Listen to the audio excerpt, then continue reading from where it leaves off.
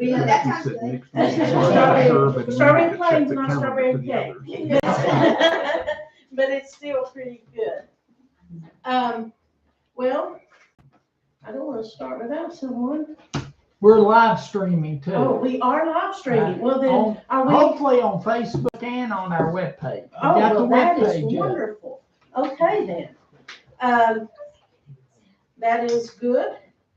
Are we starting at 7 or are we rolling down? Okay, so I do need to wait The webpage has started. Facebook will be going in about 2 minutes. in about 2 minutes. Well, then I will wait for that. Oh, wow. And Sharon, You know what they said about the camera? and Sharon, I talked to Pastor Justin, and we can go over there next week for sure. He's gonna check the calendar tomorrow for the other 4 Tuesdays. So if Okay. we wanna go over there, that's more, we'll just go to the fellowship hall. Okay, so next week, what we are talking about is moving, because if we have some more people come in, it's gonna be tight quarters. And so if we go to First Baptist Standridge, well, you know, it'll be easy for the majority of the people. And, will that be okay with you all, if we go to First Baptist Standridge? Okay, and I also wanted to ask, whenever we started, we picked 7 o'clock. Does that work well for everyone? Or I wanted to allow people time to get in from work. If you get off at 6, you're hard pressed to get here, but I was afraid to go any later because we are a school night. And so, and a work night. So is 7, are we good with that time? Okay, all right then. Entonces, vamos a empezar. Okay, we're going to start because we're live. Hi, people in Facebook land. And so, welcome, bienvenidos a todos a la clase de español para servir. Spanish for service. And it's not just any service. We're going to look at some Spanish to help you reach out to people. Okay, so the first thing that you will want to do, and I want to do, is I want to know how much background we have here. If you know what I say when I'm saying hola, and that's all you know, and maybe you can order at Taco Bell, and you're really proud of yourself for that, then, but that's about it, raise your hand. In other words, I don't know any Spanish. Okay, so that's about a good number. How many of you, ¿cuántas personas pueden entenderme cuando yo hablo así? Okay. Muy bien, muy bien. Okay, I'm just going to take just a second very quickly, because one of the things that this class will be, if it's going to be a language class at all, is it's going to be interactive. Because one of the things that you're taking this class to learn how to speak Spanish to people. And so we're among friends here, and we're all learning, and so it's going to be safe for you to learn. So tell me about your background in Spanish. You just picked it up in school? Yeah, high school, yeah. High school, okay. High school? No, recently. Mi español no es. I went on a mission trip and I was learning a different language, and he said, well, I don't know any languages. And so back in August, for no good reason, he said, I'm gonna start studying Spanish and hope an opportunity comes up. Well, there you go. But, so about 8 meses ahora. 8 meses Más o estudiando. menos. Muy bien. Mi español no es bueno todavía, pero estoy mejorando. I see. So, I'm getting better, Mhm. and, Pretty good. That is good. Muy bien. gracias a todos. Muy bien, excelente. And you on the back there, did you say that you had some Spanish? Oh, yeah. Solamente estoy visitando mis padres. Ajá. Soy de Illinois. Por eso no son en las escuelas, ¿verdad? Empiezan Sí, muy sí. jóvenes. Sí, Ajá. 2 años en secundaria y Ajá. 2 años en la universidad. Ay, qué buenísimo. Okay, so 4 years studying, okay? So they don't know, but what I was also really, did I miss anybody else that said, yes, we have a background and we can speak? And yours? Yo trabajo en la América Latino en la industria de panificación y movienda de trigo. De trigo. Pero mi palabra es técnico de conversaciones. Okay. Pero estás conversando con nosotros, entonces no es tan horrible. Okay. No es horrible, no es bueno. ¿De cuál parte de América Central? Honduras, Honduras. El Salvador, El Salvador. Guatemala, Argentina. Panamá, También Argentina. América del Centro y todo. Okay. México, Chile, Argentina. Muy bien. So he has traveled a lot and had an opportunity to develop his Spanish. I don't know, but what I was really doing was identifying who all I can get to help me. Now you're in trouble. Okay. So now that you are identified, one of the things that I want us to do each week, since this is Spanish, como estamos aprendiendo el español, una cosa que vamos a hacer, one thing that we're going to do is start learning how to speak, how to conversar, how to talk. But we're also going to each week have un versículo de la Biblia, además de eso para memorizar, okay? So you're going to get exposed to a Bible memory verse, and each week I would like for you to practice that with fluidez and listen to it. And I want to show you, take just a few minutes today to talk about some resources that are available to you that will help you.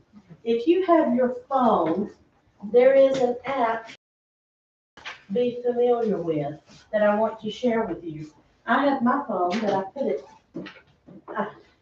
It is an app that will help you whenever we look at a Bible verse, and it is called Bible.is. I'll write it up here. If you go to the App Store in your phone,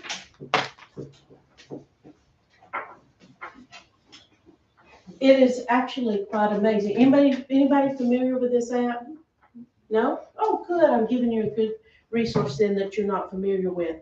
If you go there and you download this app, you can go there and you can pull up the Bible in almost any language, okay? If it is a common language, like English or Spanish or German or French, not only will it show it to you so you can read it, it will read it to you so that you can actually hear a verse out of it. Today, el versículo para hoy es Juan 3:16.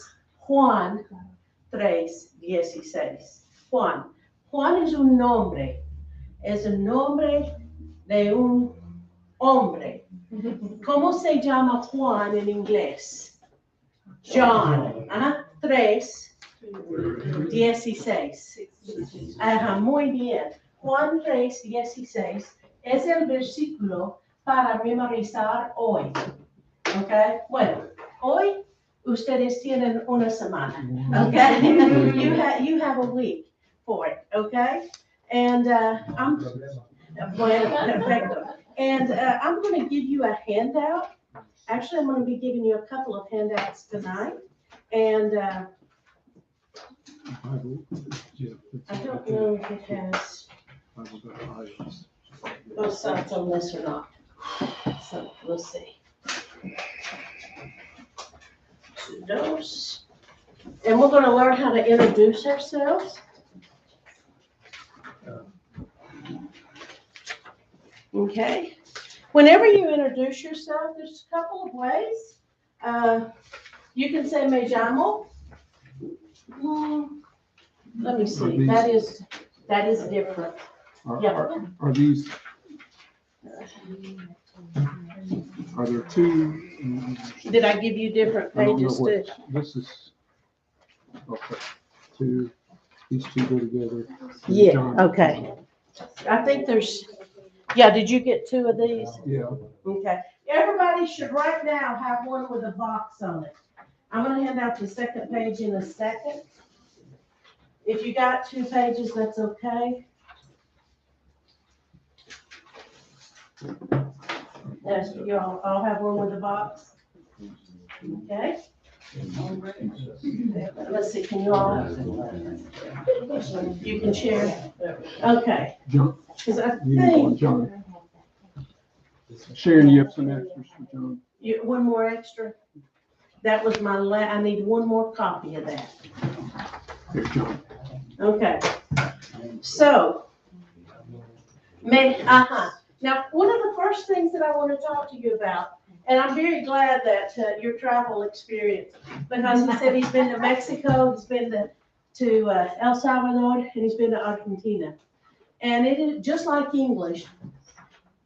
Just like English, if you talk to somebody from the South versus if you talked about it, somebody from Maine versus if you talk to somebody from Wisconsin and then California, you get and then Australia or England, you get a lot of different accents.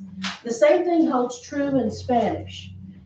The accent is different, and just like in English for Great Britain and English in the United States, many times the vocabulary is different. For example, just for English, just for a couple of examples, if I need to check under my bonnet on the car, it's not wearing a hat, what are we talking about? Under the hood, right? Fish and chips, okay, that is different. That's fries, right? Or chips, fries. And so a lot of the vocab is different from England versus here, even though it's all English. Well, you're going to notice that some of the vocab is different. But the good thing is, when it comes to el vocabulario para la iglesia, when it comes to the vocabulary for the church and for what we're wanting to talk about, that is pretty standard, okay? So we won't have a lot of differences there. But one thing that you will hear, and you will hear it on this phrase right here, right off the bat. If you are from Mexico or Peru, you're going to hear me llamo. I'm sorry, me llamo, me llamo, me llamo. And this double L, it actually was one letter. It used to be that the Spanish language had 4 letters extra than our alphabet. But when computers came along, they couldn't handle the double letters.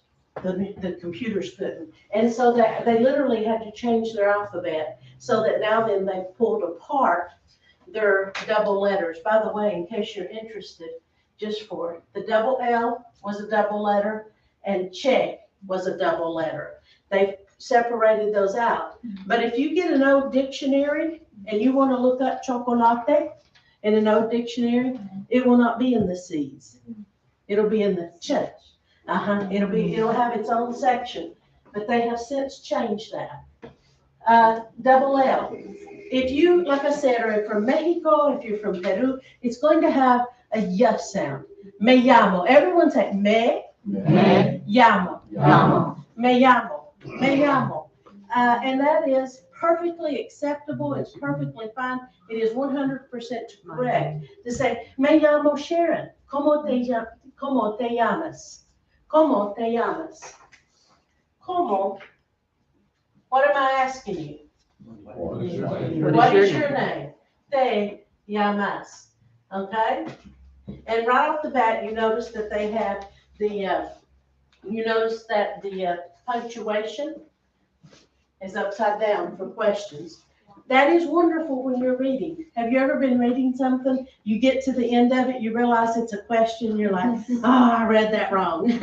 You won't do that in Spanish because they warn you, okay? So, ¿cómo te llamas? ¿Cómo te llamas? What am I asking again? What is your name? So, let's just look at each other just for introduction and just say, me llamo Sharon, ¿cómo te llamas? Okay, and then you say your name and go around the room. Introduce the person you came with. Me llamo. Look at him and tell him who you are.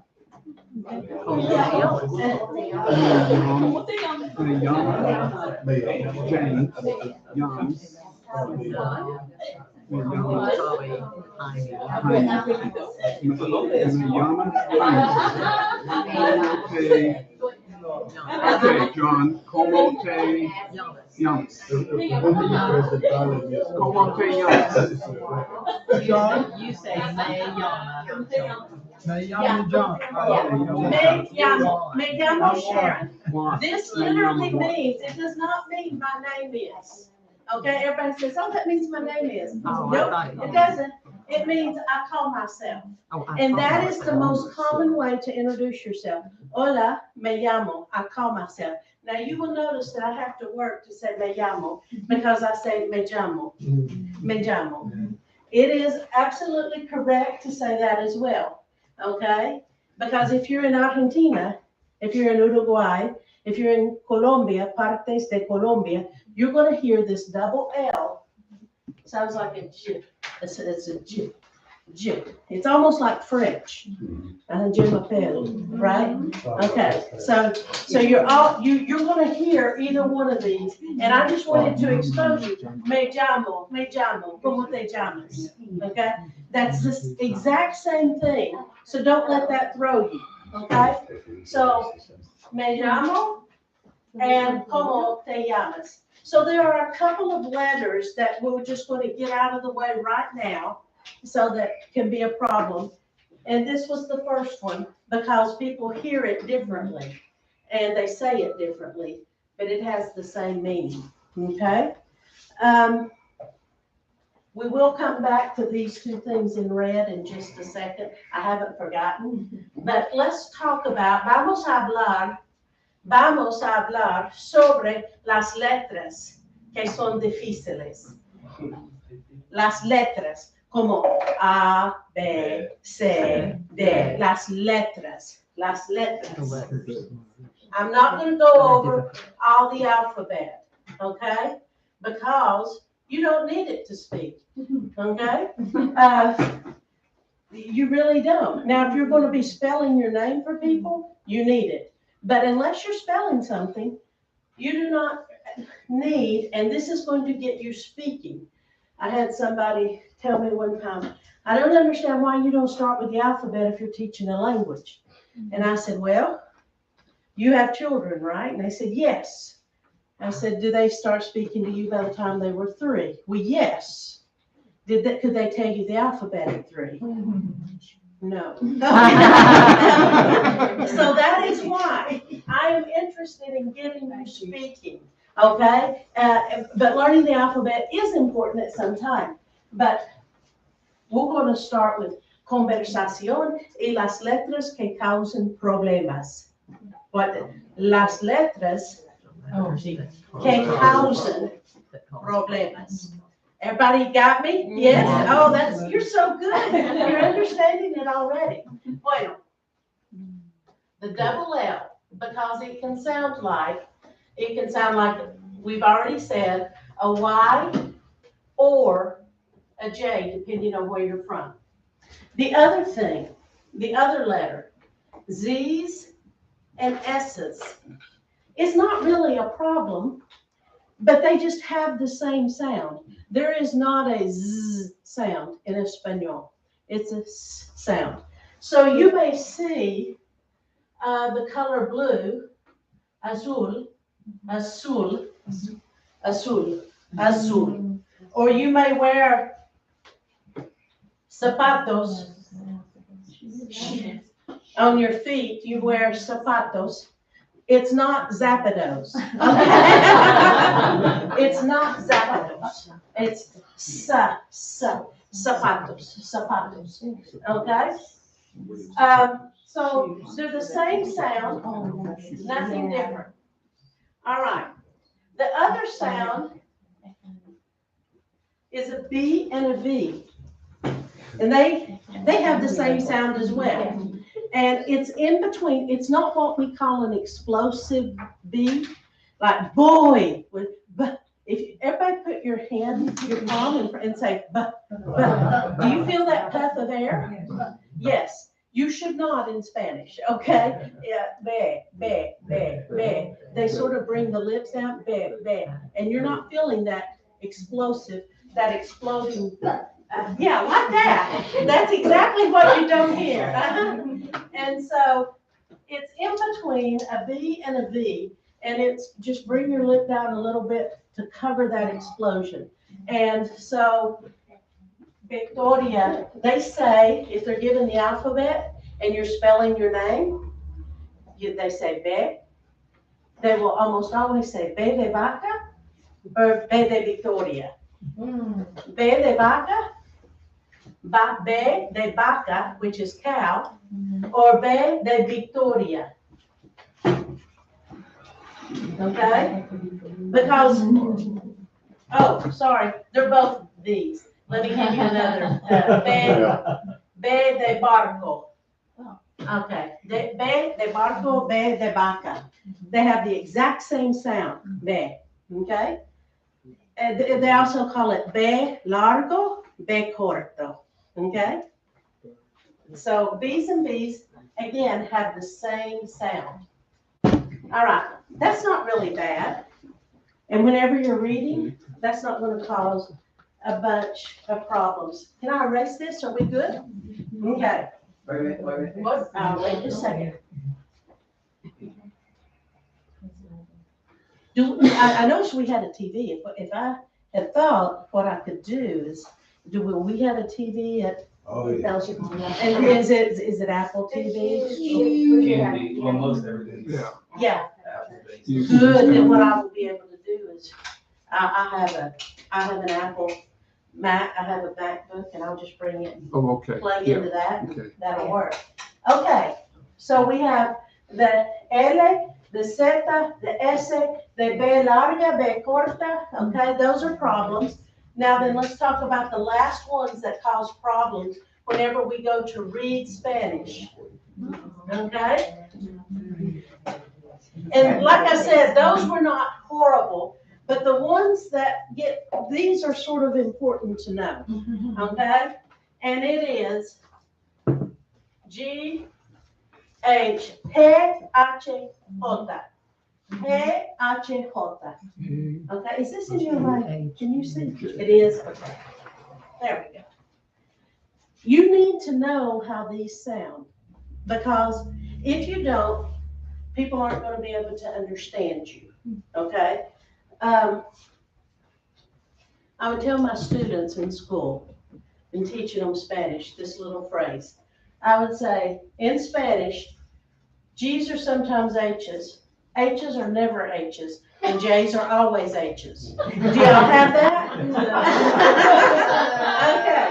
I'm confused. Okay, yeah. G's sometimes sound like an H. Like if you've been, I'm gonna give you examples of it.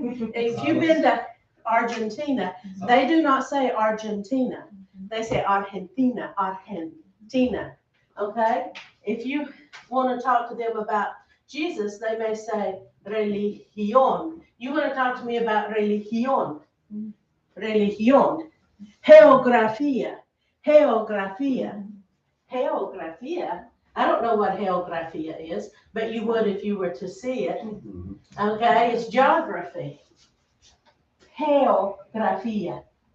So I'm going to give you a word that shows you, and then I'm going to explain the rule. Here's another one.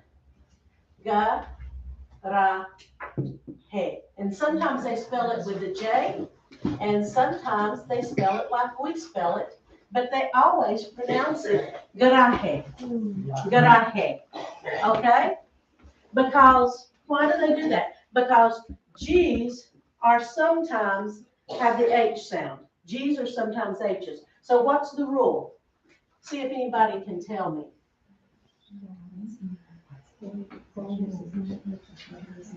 What do you notice there? A vowel after it. Yeah, what vowel? Because I'm saying garaje, garaje. I'm saying garaje. E's and I's. E's and I's. If it is a G followed by an E or an I, it's going to have the sound of an H.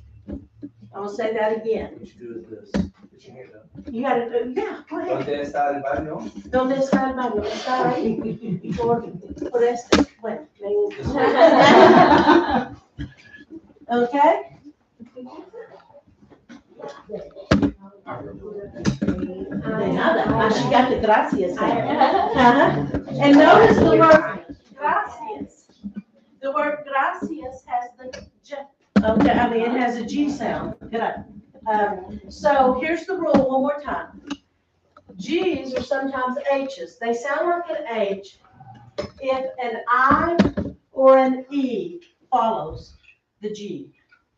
If it's an O or an A, it sounds like what our G sounds like. Okay? Preguntas? No? What about you said yo? Does the Y do the same thing? No, it does not. It is always that y or j sound, the double L. No, that's the when you said yo instead of yo. Mm-hmm. Like in It first does. person So the Yes. Y does the same thing. The Y, because Maybe the, the J sound It in does. certain countries. it does. Uh-huh. The Y and the double L are the same. Okay. And so the same rule applies. If you're in a country that says llamo, they're gonna say yo. Okay, they're gonna say yo me llamo. Yo me llamo. Okay? So I said that G's are sometimes H's, and then I said that H's are never H's, right? There's a lot of words that you will know. And by the way, if I were to tell you that you have a vocabulario de cada persona, usted y usted y usted, cada persona tiene un vocabulario en español de 500 palabras, 500 words. Would you think you had a 500-word vocabulary? But you do, and I'm not just talking food, okay? I'm talking words like hotel, okay? These are called cognates. And they are direct cognates. And what I mean, what a cognate is, it's a word that means the same, it's written the same, but it sounds different, okay? It's written the same, hotel, and it means the same, a place where you spend the night when you're on vacation, but it sounds different. And the reason it sounds different is because H's have no sound. They're always silent. Hotel, Okay. hotel, okay? If you want to say hello to someone, it is written with an H, hola, but do not say hola, okay, or hula, okay? It's not any of those, okay? Hola, that H is there though whenever you write it. And you will see a lot of times native Spanish speakers who sometimes their schooling did not go very far, they drop their H's whenever they write things, okay? That is a very common thing to see. But H's are always what? Silent. Silent. H's are always silent.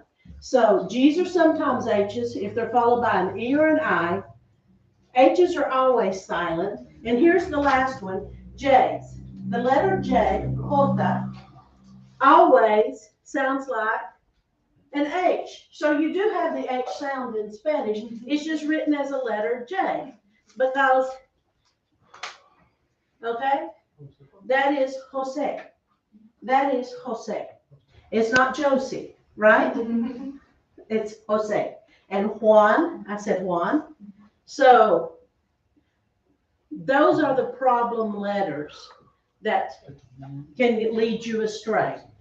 So let's say it one more time. J's always have an H sound. J's are always H's.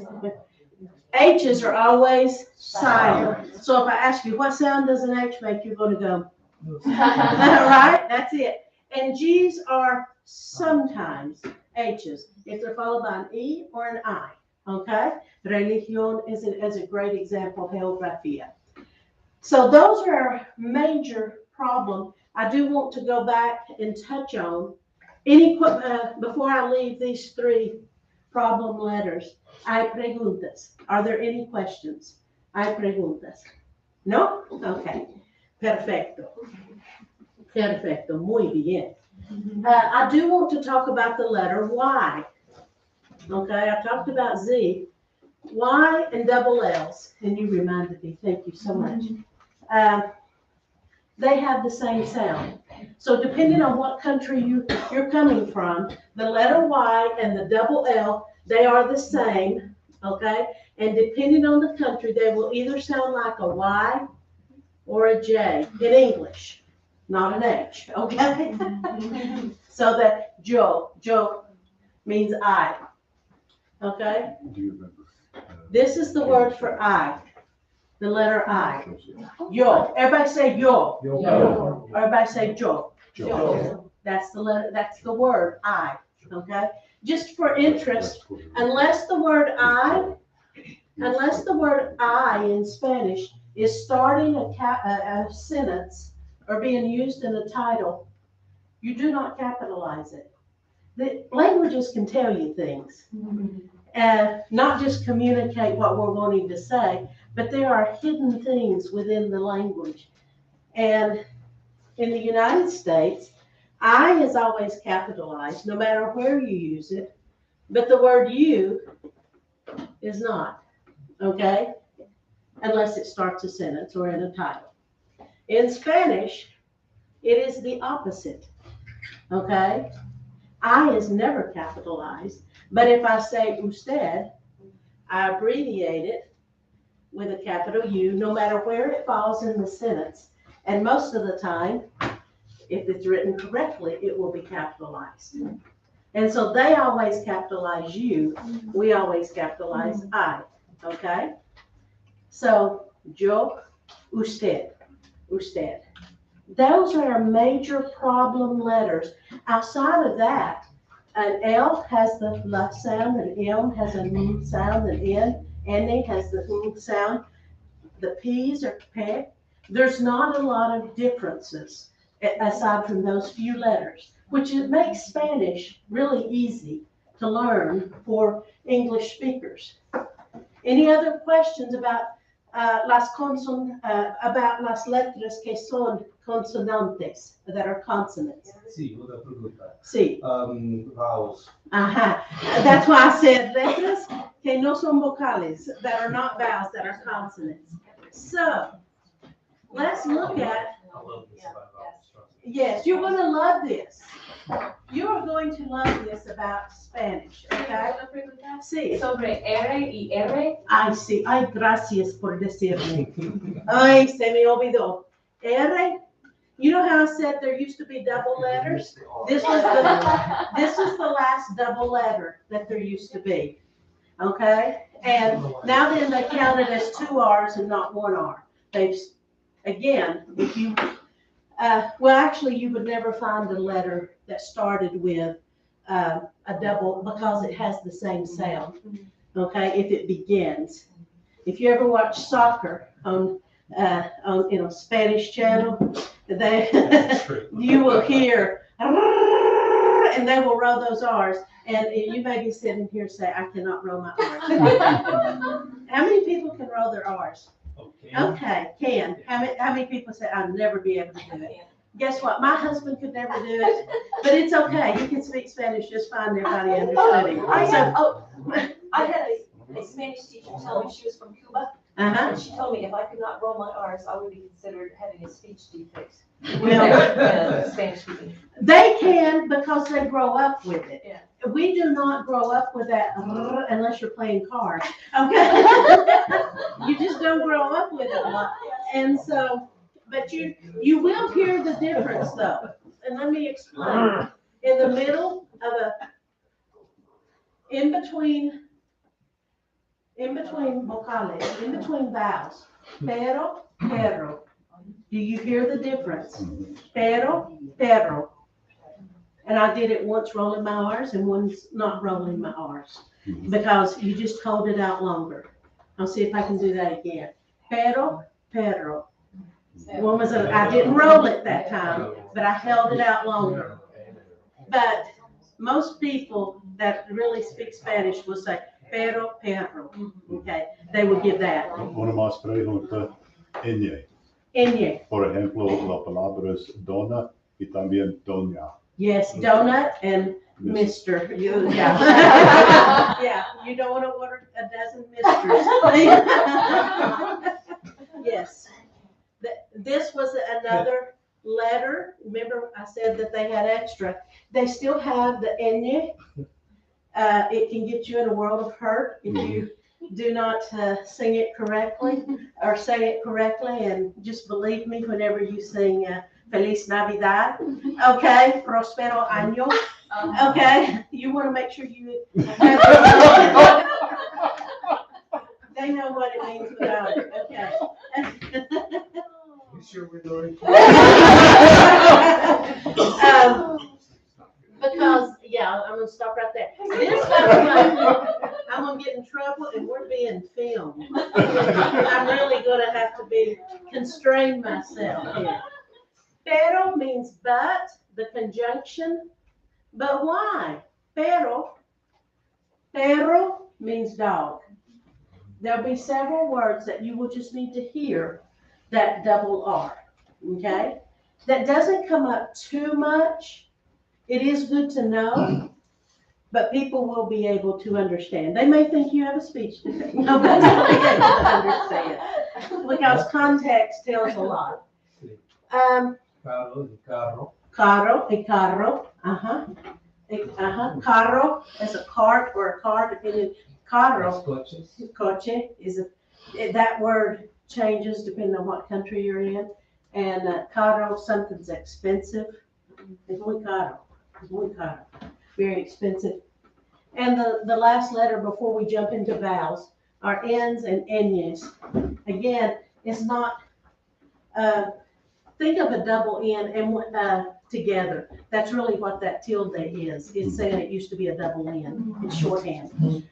We do have this sound in the word canyon or onion. Everybody say onion. Notice how you got that nya. That's what this is. Año. ¿Cuántos años tienes? How old are you? Años. We get our word annual from año, right? Jalapeno. Yes. It's not. Thank you for saying that word. I should have put that up there. Jalapeno. Did I have that wrong? Is it jalapeno or jalapeno? Is it an A or an E? Jalapeno. Peño. That's an O. That's an O. Yeah. It's not a jalapeno. Okay. It sounds like jalapeno. Yeah, it's not. It's not that. Okay, because J's are always what? H's. H's are always silent. G's are sometimes. So it's that, when you see that, it's that ñ sound, okay? Jalapeno, ñ, año.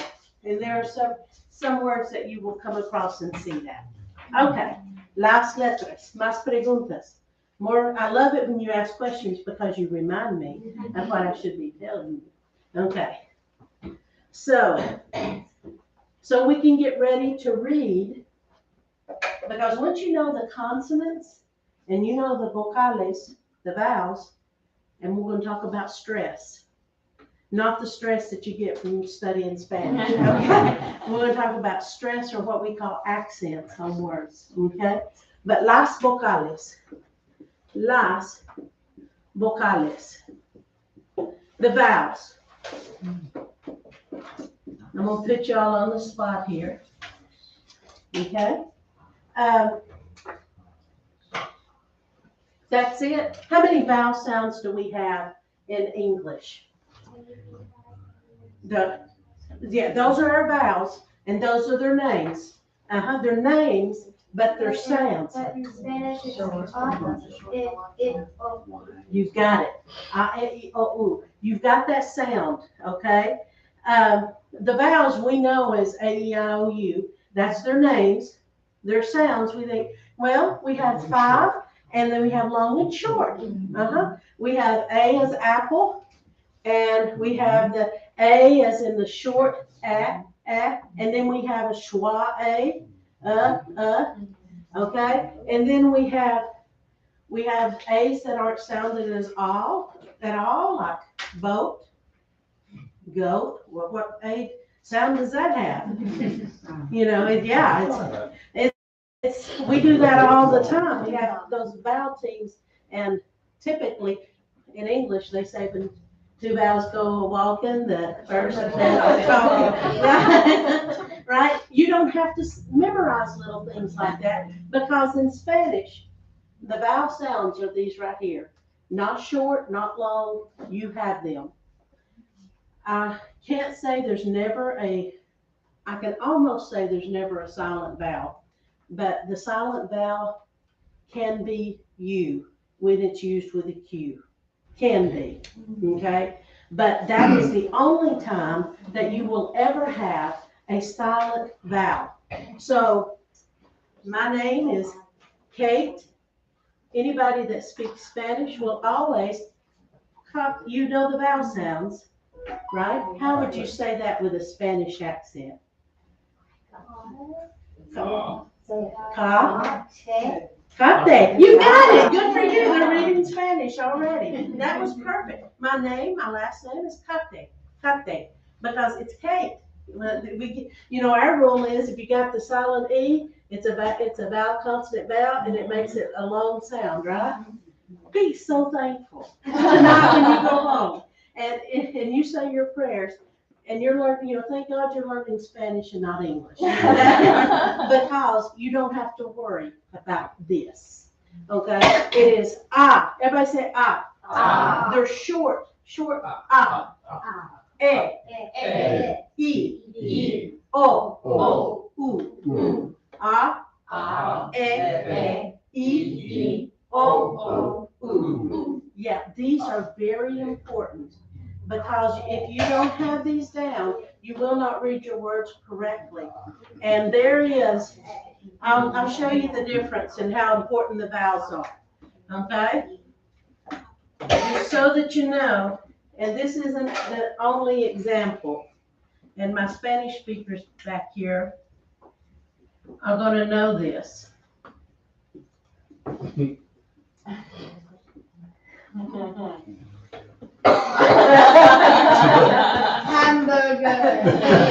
They're laughing because they know what I'm saying. How many letters in this? There are two sentences, two complete sentences, and there's only one letter difference. And actually, it's not even much of a difference in the letter. It's that little stick right there. That's it. It's pronounced tengo hambre. Remember, H's are silent, right? So we're going to do that to remind ourselves. And that's going to have a G sound because it's followed by an O and not an E or an I, right? Tengo hambre. Tengo hambre. Spanish speakers? I'm hungry. I'm hungry. I agree. Yeah, I'm hungry, right? Everybody say, tengo hambre. Yes, we got that. And that's one thing. It is perfectly fine to go into a restaurant and say, ay, tengo hambre. Or to say that to your parents. Tengo hambre. You probably won't want to go to your parents and say this, okay? Because tengo hambre means I have a man. Yeah, one letter. And so that's the other thing. My students would ask me, they say, Miss Kate, does spelling count? And I'm like, it depends. If you're saying something completely different, it has to count. It has to count, okay? So vowels, whenever I say vowels are important, they really are. The other reason vowels are important.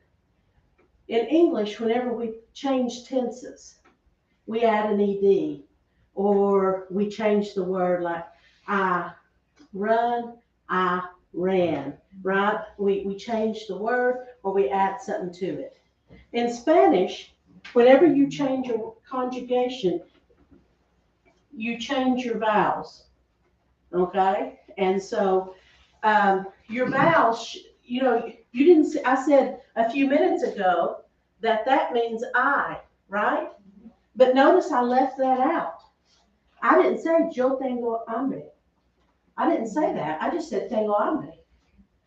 But this is correct, and this is what all your Spanish speakers will say. Just like we shorten things in English. We use contractions, right? Because every verb, unless it's a defective verb, and we'll talk about those, every verb shows who's doing the action. If it ends in an O and it's a verb, I am doing. Just like yo ends in an O, right? Yo hablo. Yo hablo. I speak Spanish. Yo hablo español. Okay? If it ends in an O, there are a few exceptions.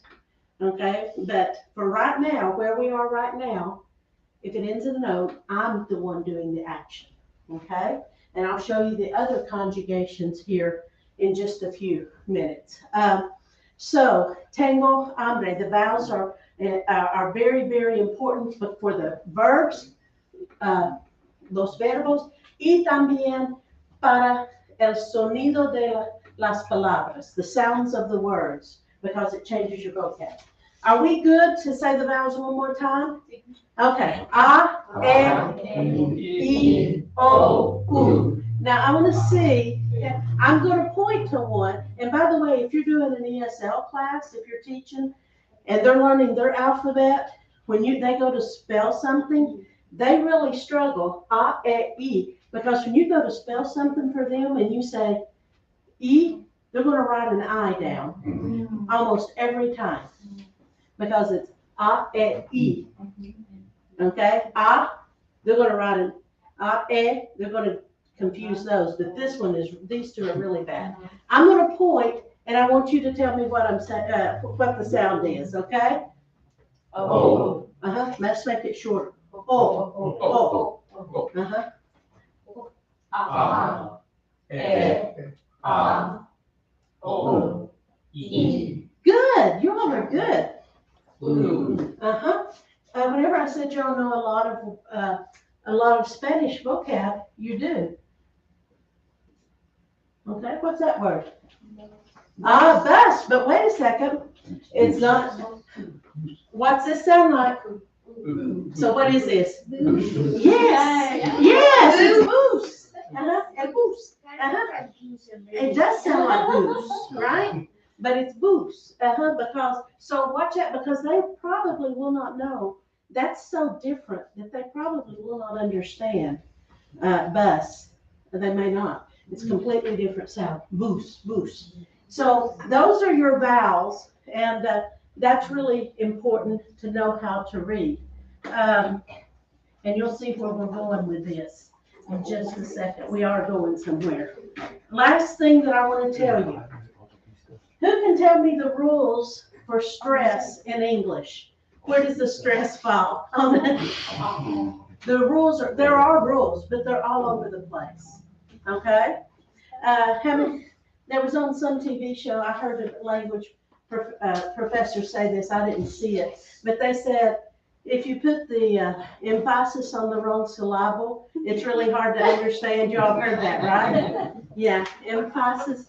The stress, the accent. I had a student one time who I would give them extra credit for going and trying to use their Spanish out in real life. And she came back and she said, Miss Kate, I tried to carry on a conversation and I had my vowel sounds down, but we hadn't talked about stress. And I thought, this is why I'm teaching you about stress tonight, because she said, Miss Kate, they just sort of laughed. And I just asked how they were, and I said, well, honey, what did you say? How does this sound? What should this be? O's are, the O, ¿cómo está usted? ¿Cómo está usted? Right? She went up to somebody and she said, ¿Cómo está usted? What does that mean? Well, that's what they thought. That's what they thought. What does that mean? Exactly. Now, she had her vowel sounds right, but she didn't have her stress. I'll give you another example why stress is important. Okay? Amo. Amo. I love. Amor. Amor. He or she loved. If you look on the handout that I gave you, there's a box there, and you're going to see that word, amor. And it goes, this is Juan 3:16. Porque de tal manera amó. You know what that's saying? This is from the verb amar, to love. It's not I love, I love in the present tense. Who loved? God. Dios. God loved. Okay? For such a reason. Porque de tal manera, in such a way, in such a manner, God loved the world. God loved the world. That's past tense. This is present tense, first person. Past tense, third person. Okay? I want to see if you can tell me. I'm going to give you some verbs. We're going to get some ear training here. Okay? I'm going to call out some verbs in first person present, third person past. And you tell me if it's first or third. Okay? Whenever I say first person, that's talking about I. And third person is anybody I'm talking about. He or she, yes. So, here we go. Habló. Habló.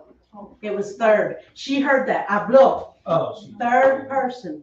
He spoke. That's what, habló is he spoke. Habló. First. Okay? Habló italiano.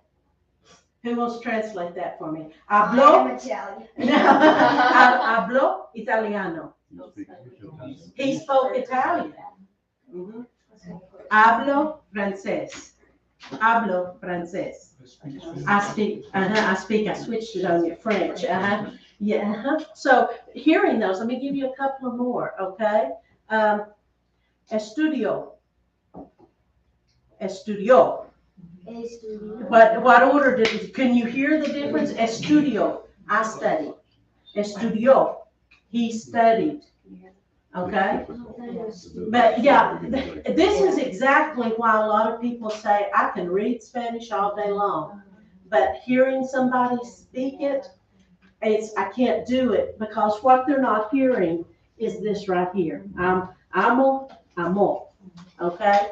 And so knowing where those stress falls, it really does, change things. So I'm going to give you those rules here, and there's just 3 of them. There's just 3. Solamente 3, okay?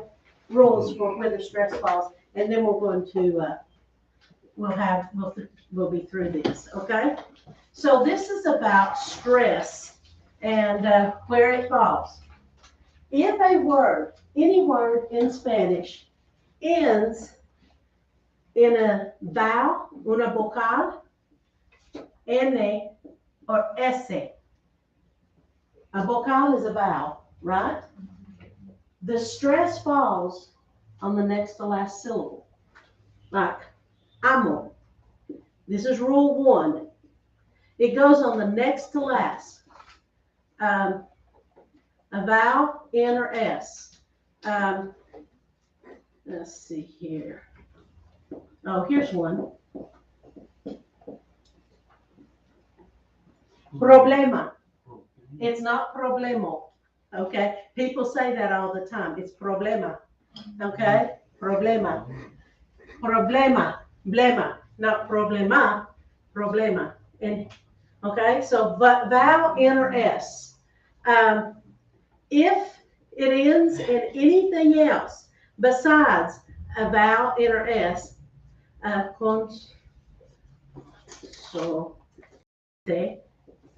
that's not, que no es, N O S. That's or, by the way. The letter O is or. Okay? If it ends in a consonante, que no es N o S, it goes on the last syllable. If the stress goes on the last syllable. This is next to last, this is last. Okay, let me give you an example. Pared. Is that a vowel? No. Is that an N? No. Is that an S? No. So where's the stress going to go? Right there. Pared. These are paredes. These are walls. Okay? Pared. Okay? I know it may be confusing, but it'll come. We'll work on it. I said there were 3 rules. If it ends in a vowel, an N or an S, it's on the next to last syllable. Okay? Amo, amo, problema. Okay? And then if it's any other consonant besides N or S, it ends on the last. So what's the third rule? The third rule is if it breaks rule 1 or 2, it's easy. If it breaks rule 1 or 2, you have to have a written accent mark. Isn't that easy? Because it tells you. That is why you have amo versus amo. And those accent marks are important. Okay? Because this breaks the rule, doesn't it? We say amo. If we want to say amo, that stress has to be written in. I'll give you another example of where we write the word in. And this is a word that we say in Spanish. In English, we use Spanglish with this. We say telefono. Don't we? ¿Dónde está el teléfono? They know what you mean, but that's not how you say it. How do you say it? Teléfono. Now, it ends in a vowel, so it should fall right here. It should fall. That's why people say telefono, but it's incorrect because there is a written accent. So it's teléfono. Everybody say teléfono. ¿Dónde está el teléfono? ¿Podrías prestarme el teléfono? Could you lend me your? So that's it.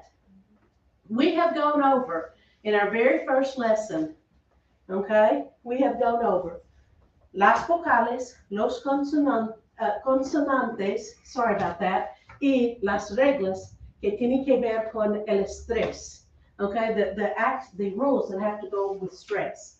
So theoretically, you can read anything, right? And so I have something for you. You have your little handout there, but I also brought something that I wanted to share with you so that you can really, really get comfortable. And I'll bring more next week, okay? Our church at First Baptist Strawberry Plains, we're doing saturate with the zip code, saturate 37871, where we're going house to house. And we found that we have some Spanish speakers. And so we have ordered a ¿Cómo llegar al cielo desde Strawberry Plains? My Spanish speakers, what am I saying? ¿Cómo? That's an interrogative. How?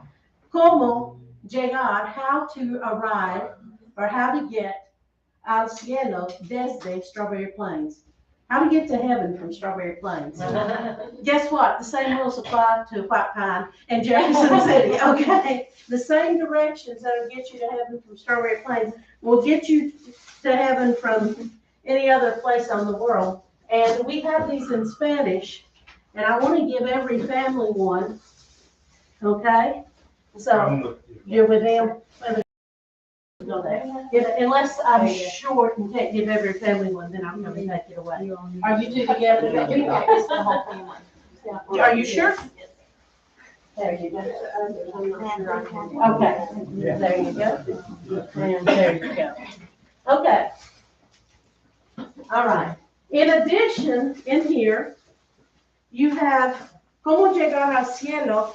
And you say, well, you've got a DVD in here. This is the Jesus movie. It's in 8 languages. Okay? Spanish is one of the languages. So again, if you have a DVD, how many people still have DVD players? Okay. If you still have a DVD player, you can put this in, select the language, and it will be the handout. The other little track is in English because I didn't switch those out. But I wanted to let you know 2 resources that the Jesus movie is available in 9 languages, okay? So that you can listen. We did say we would go to 8:30, right? It's good. Okay, I wanted to make sure I'm not holding you hostage beyond what we said. Because this will, if you look at ¿Cómo llegar al cielo? Somebody has oh, did I put it here? I did. It gives you step by step. If you will take your book, your little ¿Cómo llegar al cielo? desde Strawberry Plains, and you turn to page 43, 43, página 43. In página 43. What page am I saying for my Spanish speakers? 40. Did I say it in English too? Yeah, you I did. Okay. Página 43. You should have paso uno, first step. Does everybody see the one there?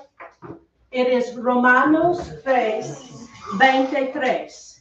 Romanos 3:23. Now, you're burning up, I know. Hace calor, yo sé, hace calor. But it will take you step by step. If you want to share this and you're really feeling ambitious and you have an opportunity, it will take you. And if you look down at the bottom of that page on 43, where does it tell you to go? 47. And on 47, you're going to have the wages of sin is death, right? Okay, that's what, because it's Romans 6:23. You're going to have that there. And so you can get there and you can read that. Now, some of you may not be comfortable yet reading in Spanish, and I said we would come back to this.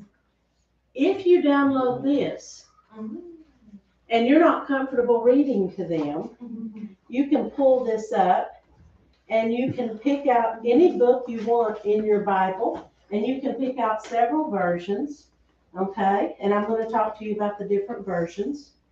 But if we wanted to go to Romanos, I put it in here, and it's going to bring up Romans, and then I can play it in Spanish or German or whatever language I want to play it in, okay? And so I will let you hear it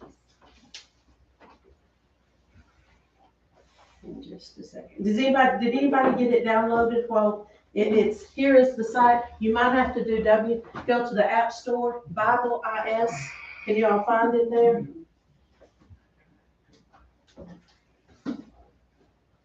We go to Romanos 3. Okay. Yeah. They're different translations.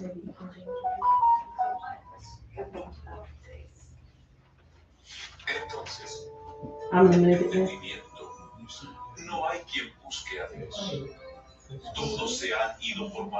Is that 6, 7?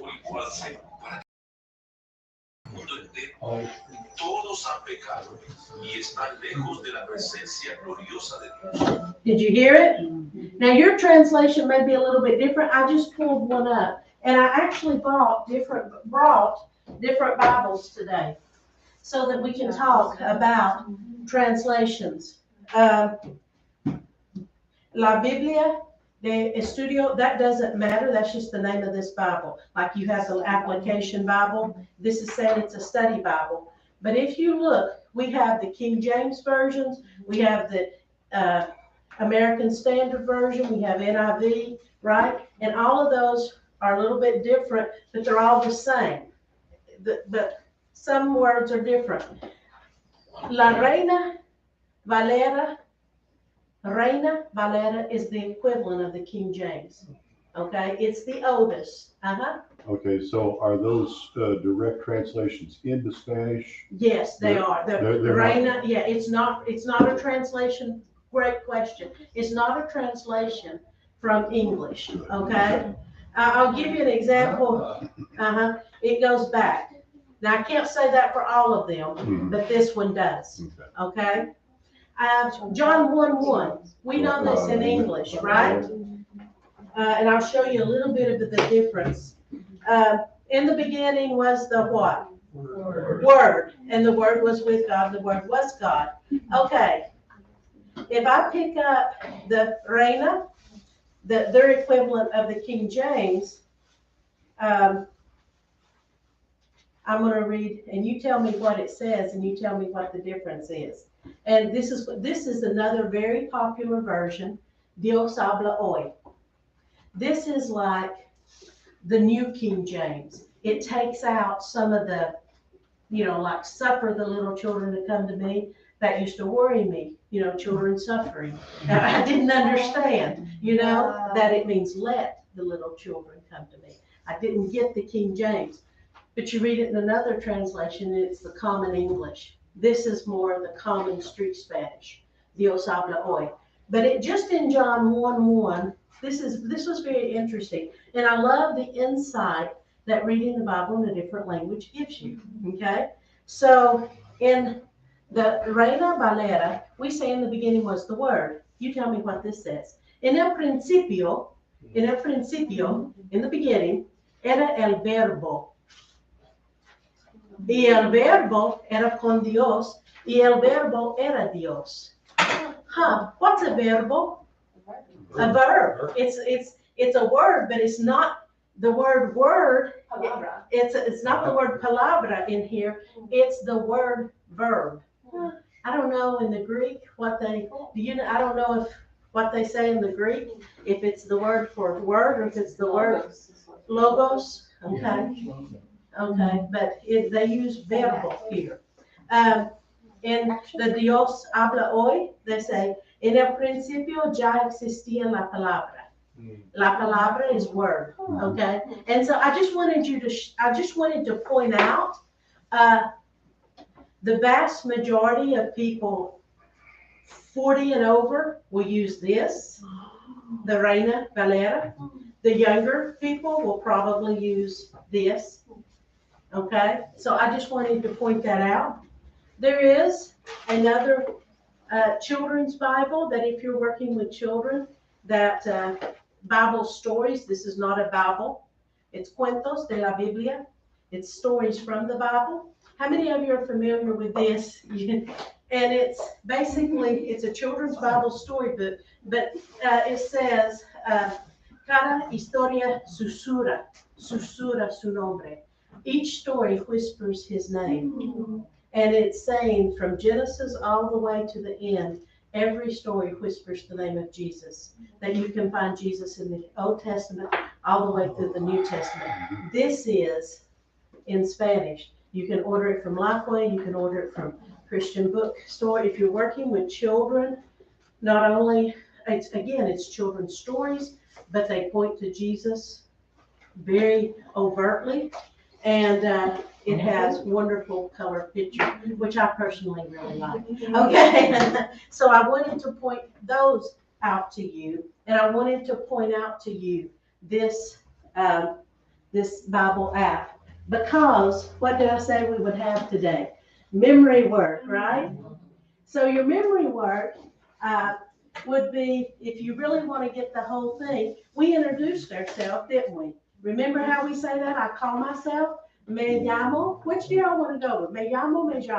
Either one's fine. Me llamo Sharon. Y I'm going to give you a phrase. I'm going to give you a couple of words here. Can I erase these? We have our 3 rules. Vowel, enter S, next to last syllable, consonant. No, enter S, last syllable, breaks the rule. Write it in. I do want to say one other thing about accent marks now that I'm erasing it. Sometimes there are accent marks that are written accent marks that have nothing to do with stress. Just for fun. Now you're out of choice. Just for fun. Okay. I'll show you what I'm talking about here.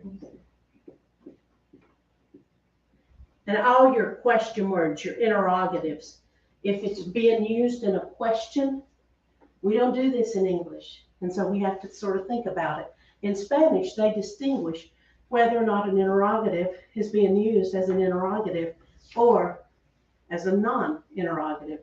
For example, is this an interrogative statement? I don't know where the meeting's going. I don't know where the meeting's going to be. It's not. I'm not asking a question. I'm stating a fact. I don't know where the meeting's going to be. If you were going to say that in Spanish, it would sound the same. No sé dónde está la reunión. No sé dónde está. I don't know where it is. Okay? But if you were going to write it, no sé dónde está. It's pronounced the same, but you would not write the accent. Why? Because it's not being used as a question. And all of your interrogatives are like that. I don't know who she is. I don't know who he is. I don't know when the party is. So all of your interrogative words can be used as non-interrogatives in English and in Spanish. But whenever they are used as an interrogative in Spanish, you must write, but that's just something for your writing. It does not impact the pronunciation at all, okay? Same thing here, el and el. Do you hear any difference? You shouldn't. If you did, I messed up, okay? Because they're the same, el. It changes the meaning of the word. El means the without the accent. With the accent, it means he. It's the pronoun he, okay? See and see. You guys know what see means. See, no, see, no. What's see? Yes. Yes, which one is yes? The accent. With the accent, that's yes. This is, anybody know? If, okay? So those accent marks can change the tense from present to past. They can change the meaning of the word, or they can tell you if it's an interrogative or not, and it can tell you where the stress falls. So all of those. But that's it, I promise. I don't have any more, I don't think, secrets to tell you about written stress marks. With that said, we're going to practice a little bit introducing, oh, and I said I was going to give you the phrase. Here, let me give it to you. And I'm going to give you the nice way of saying it, okay? Me. Just trust me on this. I'll explain the grammar a little bit later.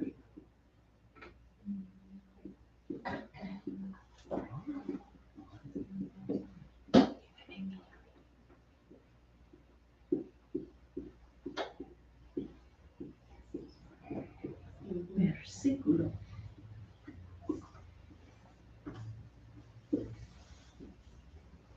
Me gustaría compartir un versículo con usted. Me gustaría compartir un versículo con usted. Hola, me llamo Sharon y me gustaría compartir un versículo con ustedes. Translators, what does that say? I would like, Uh-huh, or it would make me happy uh-huh. to share. To share, Oh, yes. Partir, to part with parting is where that's coming from, okay? So I would like, or yes, to share Oh, a verse. a verse. Un versículo con usted. With you. Okay, and I would like to share a verse with you. And so if you wanted to put this all together, it won't be a requirement. These are only for the people who want to really, really go above and beyond. Would be for next week for you to come in and say, hola, me llamo Sharon, me gustaría compartir un versículo con usted, or con ustedes. Boy, I'm giving you what's called verb phrases. Okay, because this is I would like to share. Boy, and then I use the same verb in the same form. Boy, I'm not saying boom, no, not that, but strong V. Voy a compartir Juan 3:16. I am going to share. I'm going to share Juan 3:16. Necesito otra en compartir. Ay, sí, gracias. Gracias porque es igual. Compartir. Nice. Okay, I thought it's me. Okay. Pregunta. The UD, Usted. usted, Mhm. usted, and it sounds like there's an S in there. There is, and this is because it's an abbreviation. Okay. Usted. Okay. That's how you write that, okay? Write it all out. Usted. Una más pregunta. Sí. Usted, like the abbreviation for usted y también ustedes. Ustedes solamente con S. Ah, okay. Solamente con S. Usted is you. It's one person, you. We have to say in English, You all. you all. We do that in English, right? We say you and you plural, or you all. In Spanish, it's usted or ustedes. There is also another form of of usted, that is tu, and they use tu with God, and they use tu in the church. Okay? But why? Because you're family. Okay? And so if it's a family situation, even if you're just meeting somebody, but you're in the church, many, many times you're going to hear tu, and I'll explain what I'm talking about with that Well, question. actually, that's where I was going. Usted is used in formal situations. Very formal. Mhm. Right. If you don't know someone, I would greet you with ustedes, because I don't know you. I'm showing respect. Right. Usted is almost always used, with the exception of church and family, especially from younger people. They should always use usted unless it is in their immediate family or in the church. Okay? There is one of the things I love about Spanish is you know where you stand. You really, it is a form of respect, but whenever they get close to you, it will flip over into that tu. And you hear it and you're like, they see me as family now. And you can hear it. I'll always remember the first time. Tú eres amable. Tú eres muy amable. You are very. So we'll explain the difference. I think with these and thous, did we used to have the difference in English with the formal and informal? Okay, that's what this is like, only it didn't go away. It's still doing it, they still use it. And they actually use one other thing in Spain and in Argentina, you probably heard it, vos. Vos, but don't worry about that. I don't want to go down that road. I sort of went down it, but we won't stay there. So, hola, me llamo Sharon y me gustaría compartir un versículo, that doesn't look like I spelled that right, un versículo con usted or con ustedes. Voy a compartir Juan 3:16. Okay, who's feeling brave? Who wants to say, voy a compartir Juan 3:16? Anybody want to go for it? You got it. Not there yet. Not yet. Okay. La cabeza. Es mucha información. Yo sé. Okay. Let's look at and let's read our little verse here. Okay. ¿Por qué?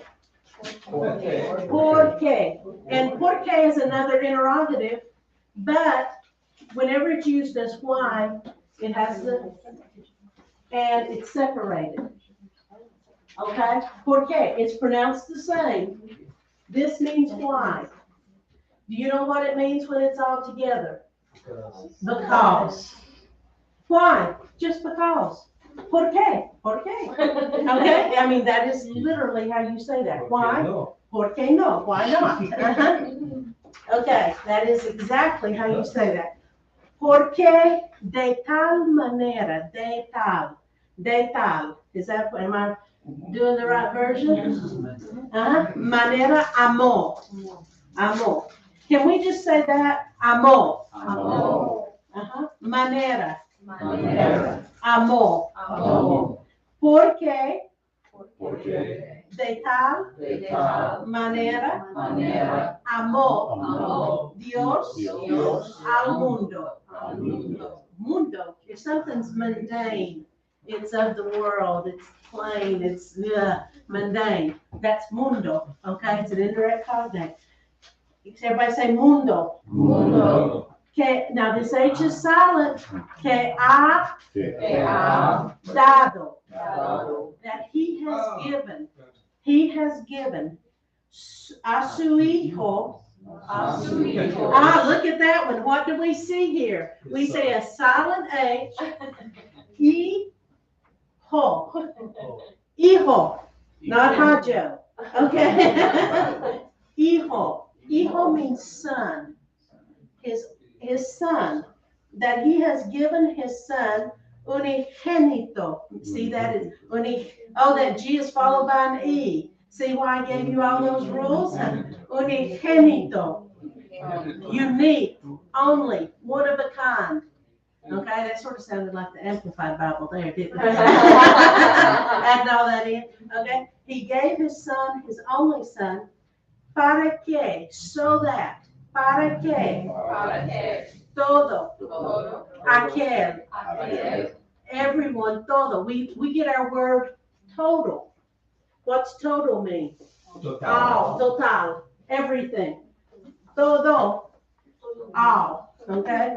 Todo, aquel, all those. Que en él cree. The L has an accent, so it means he. That in him, it also is him, that in him, cree. We get our word creed from this. What's a creed? To believe. If something's credible, you can believe it, right? And so we get our word. Everybody, todo aquel que en él cree. Now notice how I say that. I don't say creed, and I don't just say cree. I say cree, because why? There's no such thing as a silent vowel. So they both get a sound. Cree. Question. Okay, so that is so that you believe. So that whoever believes. Okay? We know that we're not saying he believes because it has a preposition in front of it. In him believes. Okay? Just like I'll give you an example. Do we say in he or in him? Okay, here's my next question for you. Because the word in means in. So it means in him. We have to change words in English. Guess what? In Spanish, you don't. If it's got a preposition in front of it, el means him. If it doesn't, it means he.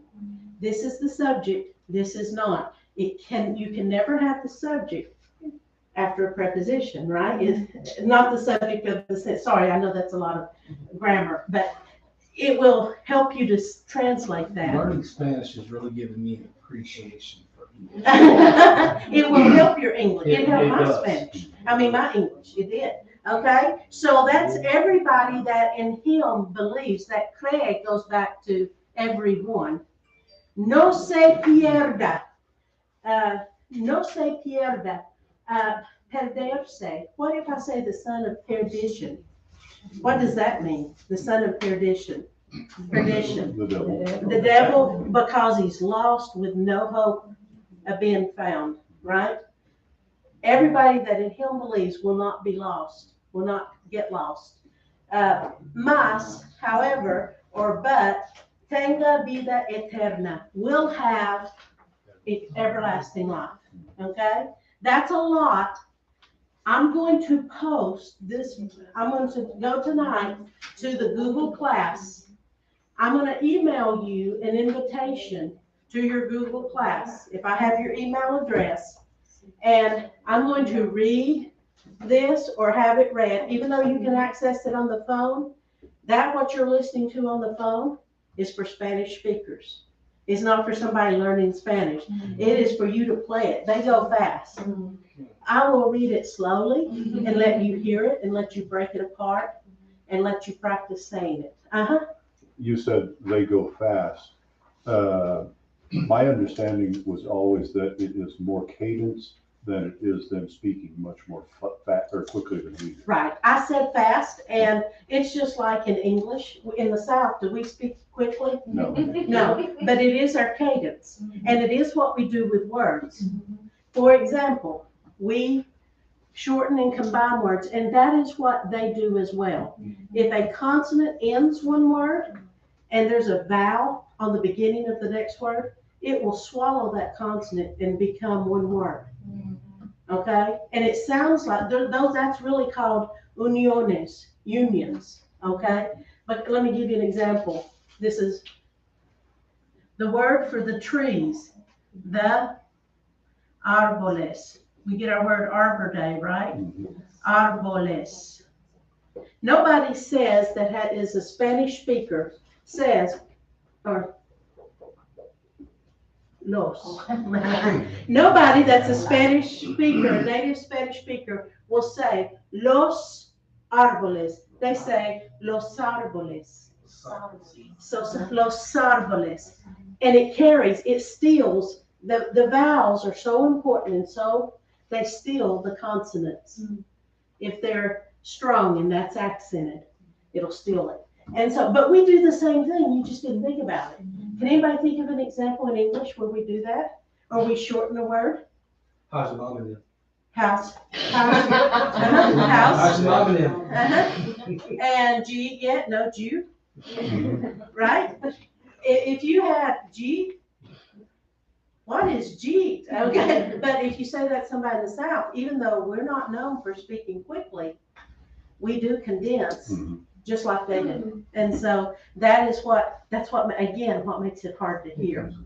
And so, and it does, it comes with listening. That is why I want you to listen to this, to expose your ear, watch that Jesus movie, listen to Spanish songs, and yet at the same time, listen to it slowed down. And if I can find it, if it's still there, I have a link to slow news in Spanish. You can actually slow down the news and listen to it in Spanish. Okay, so that is a thing, or at least it used to be. So practice introducing yourself.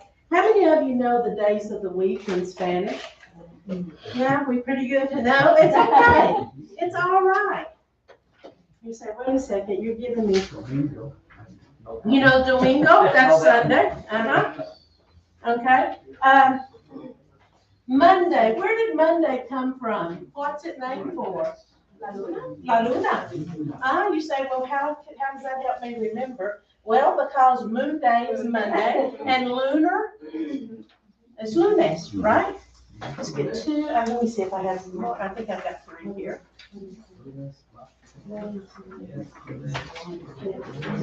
Here's a song, because I love songs, and I will tell you why. If you're going to be working in a church,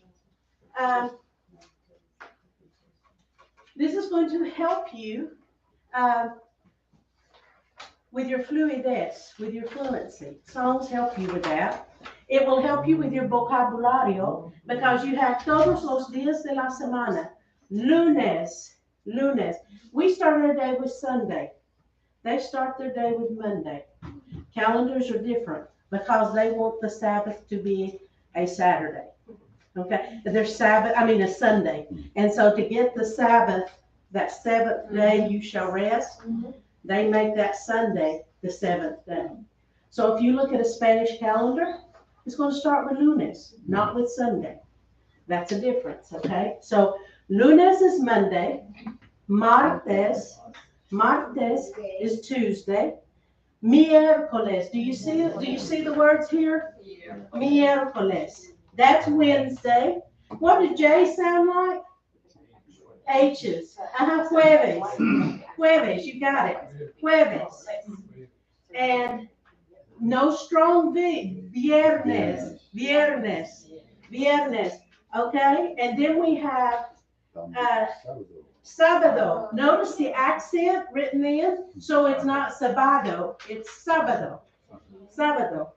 And then we have domingo. Now you're thinking, wait a second, those are los días de la semana. Okay? If the versículo es demasiado, if the verse Juan 3:16, that is for people, they've been exposed to Spanish and they're comfortable with Spanish. I'd love for you to come in here and say that. If you have no experience and you want to come in here and say, me llamo Sharon, voy a, that still means I'm going to, decirle los días de la semana. I'm going to tell you the days of the week, okay? I am going to tell you los días de la semana, the days of the week. Los días de la semana. And they are, remember we start with Monday, lunes, and then underline them on your paper so you can find them. Martes, notice that the days of the week are not capitalized. Okay? I didn't make a typo. I usually do, but I didn't on this. This is not a typo. You do not capitalize months or days of the week. Miércoles, jueves,